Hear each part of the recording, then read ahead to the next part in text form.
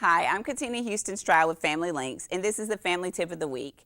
Never has there been a better time to introduce children to racial and cultural diversity. We are fortunate to live in a country where so many ethnicities are represented, giving families plenty of wonderful opportunities to learn and appreciate how different cultures live without having to leave home to do so.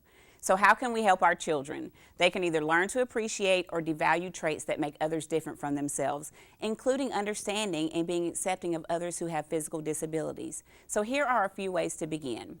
Number one, examine your own cultural beliefs. The best way to teach your child about cultural diversity is to let them see you as accepting and tolerant.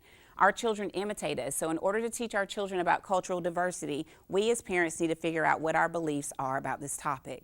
And ask yourself, how open and accepting are you to other people from other cultures or races? Number two, encourage questions. If your child has questions about differences in physical characteristics or cultural practices, discuss them openly. This teaches your child that it's okay to notice differences, and more importantly, it teaches them that it's good to talk about them.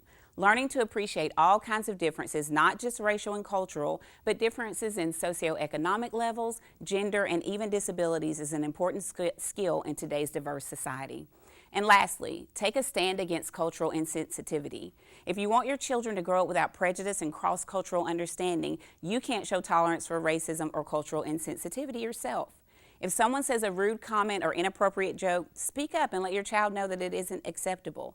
Kids need to understand that no matter where we are, people are really essentially the same. They have the same emotions, the same desires, and the same concerns. Teaching this to your child now can keep them from fostering prejudice and help them grow into thoughtful, open-minded adults. And remember, the goal is to introduce our children to the different ways people live.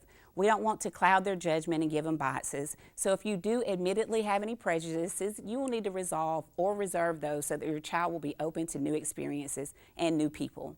For more family tips, please contact Family Links at 256-820-5911.